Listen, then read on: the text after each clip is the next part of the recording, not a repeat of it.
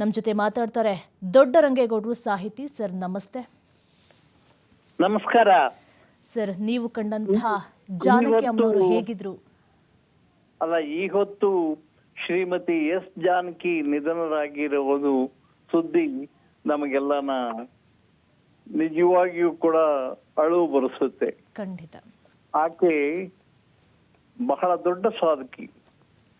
ಅನುಪಮ ಕಂಠಸಿರಿಯ ಅಗಣಿತ ಹಾಡುಗಳ ಅಪ್ರತಿಮ ಗಾಯಕಿ ಎಸ್ ಜಾನಕಿ.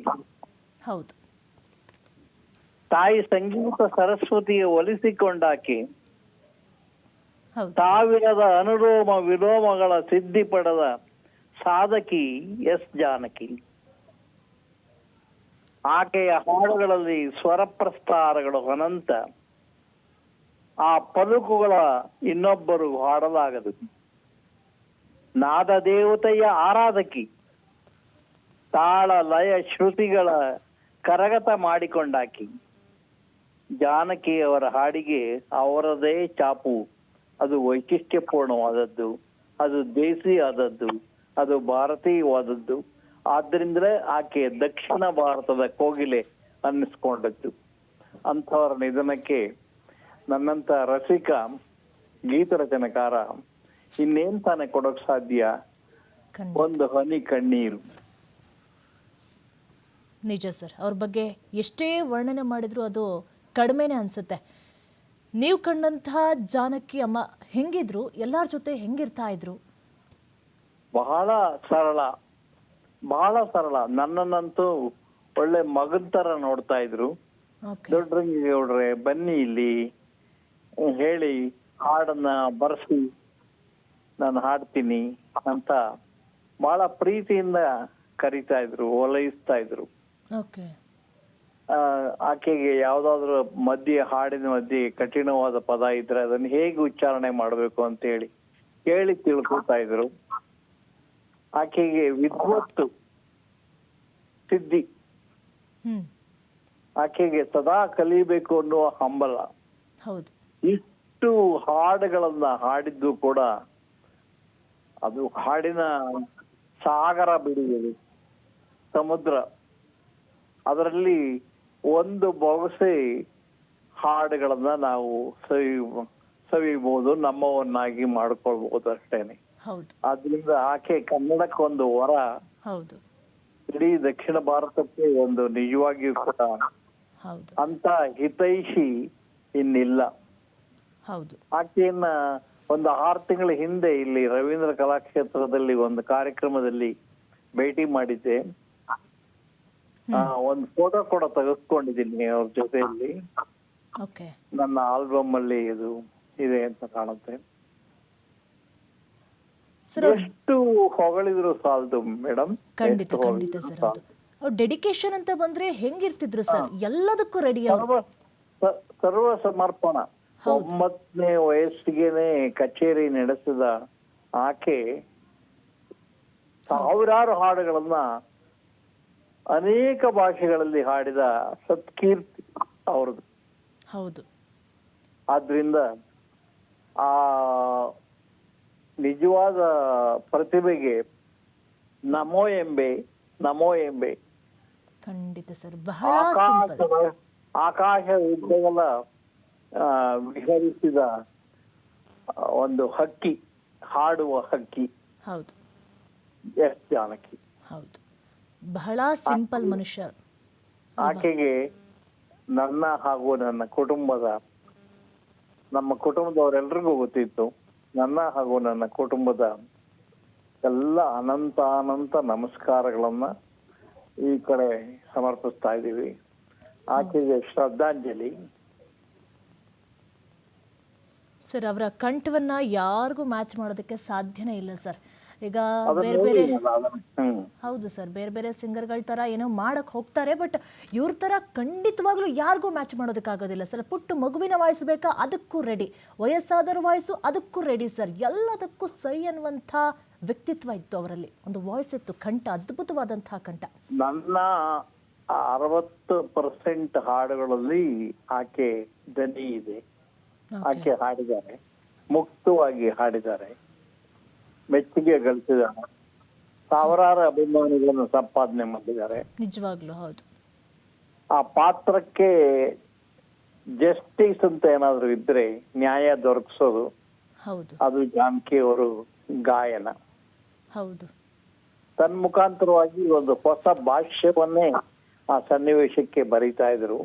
ಓಕೆ ಅಂತ ಖ್ಯಾತಿ ಅವರಲ್ಲಿ ಇತ್ತು, ಅಂತ ಗುಣ ಇತ್ತು. ಹೌದು ನಿಜವಾಗಿಯೂ ಕೂಡ ತಾಯಿ ಸರಸ್ವತಿಯ ವರಪುತ್ರಿ ಅವಳು. ಖಂಡಿತ ಸರ್. ಅಷ್ಟು ದೊಡ್ಡ ಸಿಂಗರ್ ಆಗಿದ್ರು ಸಹ ಅಹಮ್ಮು ಗತ್ತು ಯಾವತ್ತೂ ಅವ್ರ ಕಡೆ ಸುಳದೇ ಇಲ್ಲ. ಅಷ್ಟು ಸಿಂಪಲ್ ಆಗಿರ್ತಾ ಇದ್ರು ಎಲ್ಲರ ಜೊತೆನೂ. ಅದು ಬಿಡಿ, ಅದನ್ನ ಒಂದು ರೀತಿಯಲ್ಲಿ ಸರಳ ವ್ಯಕ್ತಿತ್ವ. ನಿಜವಾಗ್ಲೂ ಸರ್. 48,000 ಹೊಂದಾಣಿಕೆ ಅನ್ನೋದು ಆಕೆಯಿಂದ ಕಲಿಬೇಕಾಗಿತ್ತು. ಹೌದು ಸರ್, ಹೌದು ಹೌದು. ಅಭಿಮಾನಿಗಳು ಒಂದೇ ಒಂದು ಘಟನೆ ಹೇಳ್ತೀನಿ. ಹಾ ಹೇಳಿ ಸರ್ ಹೇಳಿ. ಒಬ್ರು ಯಾರೋ ತೆಲುಗು ನಿರ್ಮಾಪಕರು ಒಂದು ಹಾಡನ್ನ ಕೊಟ್ರು. ಓಕೆ ಅದನ್ನು ಓದ್ಬಿಟ್ಟು ಅವರ ಮುಖಕ್ಕೇನೆ ಎಸ್ಬಿಟ್ರು. ಇದನ್ನ ನಿಮ್ಮ ತಂಗಿ ಹಾಡ್ತಾಳ, ಇದನ್ನ ನಿಮ್ಮ ಅಕ್ಕ ಹಾಡ್ತಾಳ, ಇದನ್ನ ನಿಮ್ ತಾಯಿ ಹಾಡ್ತಾಳ, ಇಂಥದ್ದೆಲ್ಲ ಯಾಕೆ ಬರೆಸ್ತೀರಾ ಅಂತ ಹೇಳಿ ಆ ತೆಲುಗು ನಿರ್ಮಾಪಕರ ಮೇಲೆ ಅಷ್ಟು ಕೋಪ ಅವತ್ತೇ ನಾನು ನೋಡಿದ್ದವರು. ಅವ್ರು ಕೋಪಿಸ್ಕೊಂತರು ಅಂತ ಹೇಳಿ, ಅಂದ್ರೆ ವ್ಯಕ್ತಿತ್ವಕ್ಕೆ ಆದ ಅವಮಾನವನ್ನ ಅವರು ಸಹಿಸ್ಕೋತಾ ಇರಲ್ಲ. ಸಾಹಿತ್ಯ ಸರಸ್ವತಿಗೆ ಯಾವುದೇ ರೀತಿಯಲ್ಲಿ ಅವಮಾನ ಆಗಬಾರದು ಅನ್ನೋದು ಅವರ ಅಭೀಪ್ಸೆ ಆಗಿತ್ತು. ಓಕೆ 48,000 ಹಾಡುಗಳನ್ನ ಹೇಳಿದ್ದಾರೆ. ಅದ್ಭುತವಾದಂತ ಆ ಕಂಠವನ್ನ ಹೆಂಗೆ ಕಾಪಾಡ್ಕೊಂಡಿರಬಹುದು ಅಂತ. ಅಯ್ಯೋ, ಈ ಕೊನೆಯ ವಯಸ್ಸಿನಲ್ಲೂ ಕೂಡ ಮಗುವಂಗೆ ಹಾಡೋದು ಯಾರಾದ್ರೂ ನಮ್ಮ ಕನ್ನಡದಲ್ಲಿ ಇದ್ರೆ ಅವ್ರು ಮಾತ್ರನ, ಜಾನಕಿ ಅವ್ರು ಮಾತ್ರನೇ. ಹೌದು ಒಂದು ಪುಟ್ಟ ಮಗು ಹಾಡದಂಗೆ ಹಾಡ್ಬೇಕು ಇದನ್ನ ಹಾಡು ಅಂತಂದ್ರೆ ಹಾಗೆ ಹಾಡ್ತಾ ಇದ್ರು. ಖಂಡಿತ ಅಚ್ಚೊತ್ತು ಬಿಡ್ತಾ ಇದ್ರು. ನಿಜವಾಗ್ಲು ಆ ಸ್ಟ್ಯಾಂಪ್ ಅನ್ನ ಬೇರೆ ಇನ್ಯಾರು ಹಾಕಕ್ ಸಾಧ್ಯ ಇಲ್ಲ. ಹೌದು ಹೌದು ಅದು ಅವ್ರದೇ ಛಾಪು. ಹೌದು. ಅಭಿಮಾನಿಗಳು ಇವರನ್ನ ಪ್ರೀತಿ ಮಾಡೋದಕ್ಕಿಂತ ಅಭಿಮಾನಿಗಳನ್ನ ಇವರು ಪ್ರೀತಿ ಮಾಡ್ತಾ ಇದ್ರು. ಅವ್ರಿಗೆ ಏನ್ ಮೇಡಮ್, ಸಾವಿರಾರು ಜನ ಅಭಿಮಾನಿಗಳು. ಖಂಡಿತ ಸರ್, ಖಂಡಿತ. ಸಾವಿರಾರು ಜನ ಅಭಿಮಾನಿ, ಹೌದು, ಸಾವಿರದ ಅಭಿಮಾನಿಗಳು. ನಿಜವಾಗ್ಲೂ ಹೌದು. ಪದ್ಮಶ್ರೀಯನ್ನ ರಿಜೆಕ್ಟ್ ಮಾಡ್ತಾರೆ, ಲೇಟ್ ಆಗಿ ಕೊಟ್ಟರು ಅನ್ನುವಂಥ ಕಾರಣಕ್ಕೋಸ್ಕರ ಅವರೊಂದು ಮಾತು ಹೇಳ್ತಾರೆ, ನನಗೆ ಯಾವ ಪ್ರಶಸ್ತಿ ಪುರಸ್ಕಾರಗಳು ಬೇಡ, ನನಗೆ ಜನರ ಪ್ರೀತಿಸಿದೆ, ಅದ್ರ ಮುಂದೆ ಯಾವ ಪ್ರಶಸ್ತಿ ಪುರಸ್ಕಾರ ಅಂತ ಒಂದು ಮಾತು ಹೇಳ್ತಾರೆ. ಕರ್ನಾಟಕ ಸರ್ಕಾರ ಅವ್ರಿಗೆ ಏನು ಕೊಟ್ಟಿರ್ಲಿಲ್ಲ. ಹೌದು. ಆ ಸಂದರ್ಭದಲ್ಲಿ ಎಂತ ಪ್ರತಿಭಟನೆ ಅವ್ರದ್ದು ಅಂತಂದ್ರೆ ಮೌನವಾಗಿ ಅದನ್ನು ಮತ್ತೆ ಅವ್ರಿಗೆ ಕರ್ನಾಟಕ ಸರ್ಕಾರ ಕೊಡೋ ಹಾಗಾಯ್ತು. ಹೌದು. ಆಕೆ ಘನತೆ ಅದು ಹಿಮಾಲಯ ಸದೃಶ್ಯ. ಆಕೆ ದನಿ ಗಂಗೋತ್ರಿಯ ಹನಿ ಹನಿ ಬಿಂದುವಿನ ಹಾಗೆ. ಹಿಮಾಲಯ ಸದೃಶ್ಯ ವ್ಯಕ್ತಿತ್ವ ಅದು. ಹೌದು ಸರ್, ಹೌದು. ಆದ್ರೂ ಕೂಡ ಮಗುವಿನ ಹಾಗೆ ಹೊಂದ್ಕೋತಾ ಇದ್ರು. ಖಂಡಿತ. ಅವರಿಗೆ ನಮ್ಮೆಲ್ಲರ ಬಾಷ್ಪಾಂಜಲಿ, ನಮನಗಳು. ಆಕೆ ಆತ್ಮ ಶಾಂತಿಯನ್ನ ಪಡೆಯಲಿ, ಆತ್ಮಕ್ಕೆ ಶಾಂತಿ ಸಿಗಲಿ. ಅವರು ನಂಬಿದ ಎಲ್ಲ ದೈವಗಳು ಆಕೆಯನ್ನ ಸ್ವರ್ಗದಲ್ಲಿ ಇರಿಸುವಂತಹದ್ದಾಗಲಿ ಅಂತ ನಾನು ಇಲ್ಲಿಂದ ಪ್ರಾರ್ಥಿಸ್ತೇನೆ. ನೀವು ರೀಸೆಂಟ್ ಆಗಿ ಅವರನ್ನ ಭೇಟಿ ಮಾಡಿದ್ದು ಯಾವಾಗ ಸರ್? ಒಂದು 6 ತಿಂಗಳ ಹಿಂದೆ ರವೀಂದ್ರ ಕಲಾಕ್ಷೇತ್ರದಲ್ಲಿ ಒಂದು ಕಾರ್ಯಕ್ರಮ ಇತ್ತು. ಆ ಕಾರ್ಯಕ್ರಮಕ್ಕೆ ಹೋಗಿದ್ದೆ ನಾನು. ನಾನು ಮುಂದ್ಗಡೆ ಸೀಟಲ್ಲಿ ಕೂತಿದ್ದೆ. ಅವ್ರು ಕರೆದು ಮೇಲೆ ಇಲ್ಲಿ ವೇದಿಕೆ ಬನ್ನಿ ಅಂತ ಎಲ್ಲ ಕೂಡಿಸ್ಕೊಟ್ರು. ಅಂದ್ರೆ ಅಷ್ಟು ಗಮನಿಸ್ತಾ ಇದ್ರು. ಕಲೆಗೆ ಬೆಲೆ ಕೊಟ್ಟ ಗಾಯಕಿ ಆಕೆ. ಕಲಾವಿದರಿಗೆ, ಪ್ರತಿಭಾವಂತರಿಗೆ ಆಕೆ ಮನ್ನಣೆನೇ ಬೇರೆ ಇತ್ತು. ಜಿ.ಕೆ. ವೆಂಕಟೇಶ್ ಹೇಳೋ ಪ್ರಕಾರ ಜಿ.ಕೆ. ವೆಂಕಟೇಶ್ ಅವ್ರನ್ನ ತಲ್ಲಿ ಅಂತ ಕರೀತಾ ಇದ್ರು. ತುಂಬಾ ಪ್ರೀತಿ. ಎಲ್ಲ ಮ್ಯೂಸಿಕ್ ಡೈರೆಕ್ಟರ್ಸ್ ಹತ್ರನೂ ಒಡನಾಟ ಅವ್ರಿಗೆ ಇತ್ತು. ಹ್ಮ್ ಹ್ಮ್ ಆದ್ರಿಂದಲೇ ಅಷ್ಟೊಂದು ಹಾಡುಗಳನ್ನು ಹಾಡಕ್ ಸಾಧ್ಯ ಆಗಿದ್ದವರು. ಖಂಡಿತ ಖಂಡಿತ. ಎಲ್ಲ ನಿರ್ದೇಶಕರುಗಳು ಕೂಡ ಅವ್ರ ಮನೆಯ ಬಾಗಿಲಿಗೆ ಅವರದ್ದು ಉಂಟು, ಹೌದು. ಕರ್ಕೊಂಬಂದಿದ್ದು ಉಂಟು. ಅವರ ಮನೆಯವರು ರಾಮ್ ಪ್ರಸಾದ್ ಕೂಡ ನನಗೆ ಬಹಳ ಆತ್ಮೀಯರು. ನಾವು ಆಕೆ ಹಾಡ್ತಾ ಇರ್ಬೇಕಾದ್ರೆ ನಾವು ಕೂತ್ಕೊಂಡು ಕೇಳ್ತಾ ಇದ್ವಿ. ಓಕೆ. ನೀವು ಅವಾಗ ಭೇಟಿ ಮಾಡಿದಾಗ ಅವರು ಚೆನ್ನಾಗೇ ಇದ್ರು ಸರ್? ಆರೋಗ್ಯ ಸಮಸ್ಯೆ ಏನಾದ್ರು ಇತ್ತಾ ಹೌದು, ಅವರಿಗೆ? ಆಗ ಗಂಟ್ಲು ಅವತ್ತು ಒಂದು ಪಲ್ಲವಿ ಹಾಡಿದ್ರು, ಓಕೆ. ಚರಣ ಹಾಡಕ್ ಆಗ್ಲಿಲ್ಲ ಆಕೆ. ಹಾ ಹಾ. ಅಭಿಮಾನಿಗಳು ಹಾಡಿ ಹಾಡಿ ಅಂತಿದ್ರು, ಹ್ಮ್ ಬರೀ ಪಲ್ಲವಿ ಹಾಡಿದ್ರು. ಅಷ್ಟರಲ್ಲಿ ಗಂಟಲು ಇದೇನೋ ಸೀಳಿದೆ ಅಂತ, ಹ್ಮ್ ದನಿ ಸೀಳು ಹೋಗಿದೆ, ಆದ್ರಿಂದ ಇಲ್ಲಿಗೆ ನಿಲ್ಲಿಸ್ತೇನೆ ಅಂತ ಹೇಳಿ ಹ್ಮ್ ಹ್ಮ್. ಅದನ್ನ ಮೊಟಕು ಮಾಡಿದ್ರು. ಓಕೆ. ಆ ಹಾಡ್ ಪೂರ್ತಿ ಹೇಳಕ್ಕಾಗ್ಲಿಲ್ಲ ಅವತ್ತು. ಹೌದು, ಓಕೆ ಓಕೆ. ನನ್ನ ಅನೇಕ ಹಾಡುಗಳು ಜನಪ್ರಿಯತೆಯನ್ನು ಪಡೆಯೋದಕ್ಕೆ ಆಕೆಯ ಕಂಠ ಸಿರಿ ಕಾರಣ ಅಂತ ನಾನಂತೂ ನಂಬ್ಕೊಂಡಿದ್ದೇನೆ. ಅದು ವಾಸ್ತವ ಸತ್ಯ ಕೂಡ ಹೌದು.